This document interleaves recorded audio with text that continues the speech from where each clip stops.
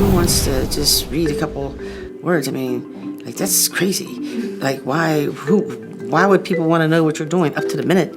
And now it's just like a part of our fabric. Social media is really important right now, whether we like it or not. You know, people my age don't tend to like social media, but I think it's a necessary evil for our program for a number of reasons. One, for recruiting. I think it's how you can find out about a recruit and also speak to recruits about your program. It's kind of like free advertising. And also for your fan base. I think, you know, a lot of fans want to know what's happening behind the scenes in your basketball program and want to get to know you personally, and it's a great way to do those things. If you don't want your grandmother to read it, well, then you probably shouldn't put it on social media. You have to be careful because there's so many windows that are open that can get you in trouble. So we just try to counsel our team and our players and try to be smart and don't do anything that's going to hurt you, your family, or your teammates. I think it's hard when you're 18 to 22 years old and you're on these social media sites and people say something about you. That's a hard pill for them to swallow. I don't know if they're really ready for all the things that come with social media. Those tweets that come from younger girls who attend our games and really look up to us.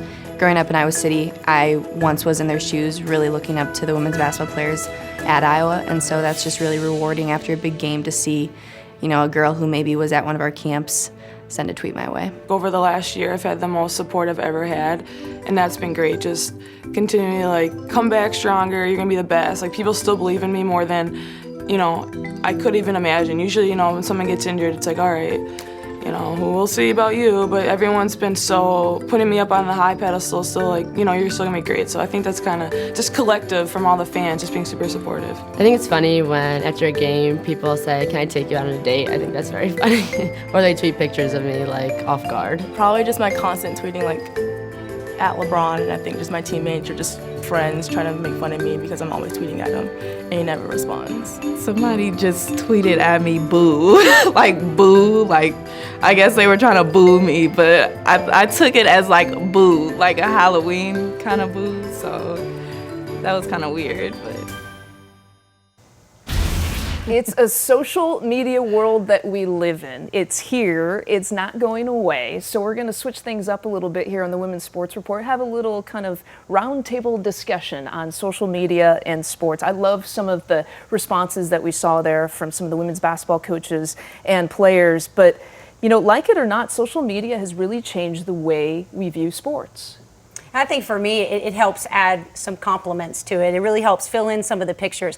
You get the play-by-play and you get the scores and stuff, but I want to know the stories behind it. And when the players get involved, when the fans get involved, you can really start to read some of the stories that aren't obvious to the rest of us, and you can see them. And it also makes sports so much of a social activity. It's like we are all watching the game together. We tune in, we tweet about our favorite moments, we tweet about, oh, that was a great play, and it just makes it seem like everyone is in one big room experiencing this event together. And I think that's a great thing. Especially with big events. I'm going to tell you right now, I'm excited to hop on during the Super Bowl. Can't wait. In a couple of weeks. I mean, when the lights went out in the Super Bowl before, it was great to just follow Twitter and everybody's comments. And all the jokes. Exactly. I mean, you really sit and laugh during the entire game, so that's really good too. I laughed at Vivian Stringer's comments, who wants to read what I'm doing every day? She might not want to admit that, but people actually, if you're in the spotlight, they're curious about you not only as a coach or as a superstar or as a player, they're curious about you as a person. And that's one thing I think that I've noticed on social media is when I follow some of these athletes and some of these coaches,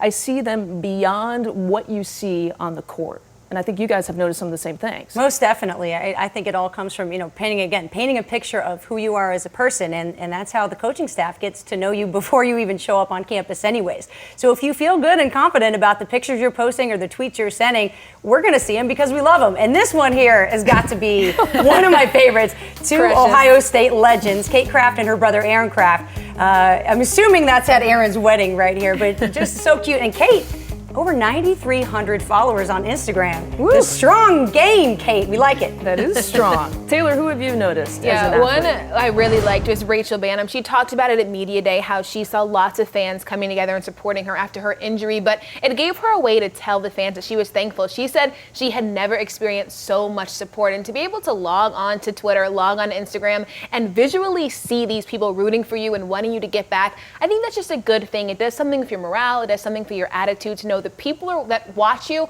are ready to watch you again? Well, we're talking about women's basketball star power. I've noticed Arielle Powers has really taken to Instagram and kind of shown not only herself, but maybe some behind the scenes stuff. And this is kind of stuff like when she's interviewing Susie Merchant, her coach. It shows a little bit of the humorous side, maybe to both of them. Or her next job.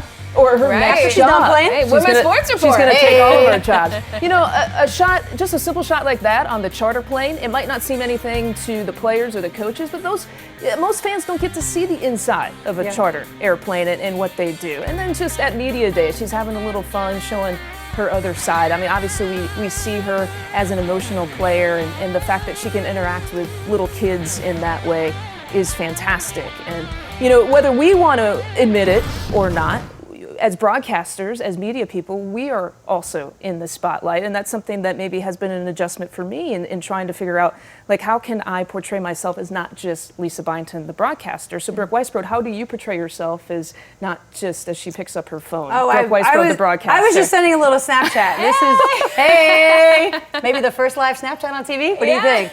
This is where I do my deal, so let me post it. But no, I love it because you do the grind, right? It's the travel and the planes and the hotels, and I'm thinking, like, why do you want to see any of this? But once I get to the game, I'm looking for the best shoes, the hair, the uniforms, because once the game starts, it's all business, and we'll give it to you. So that's why you follow a Snapchat or an Instagram, you can add a little extra.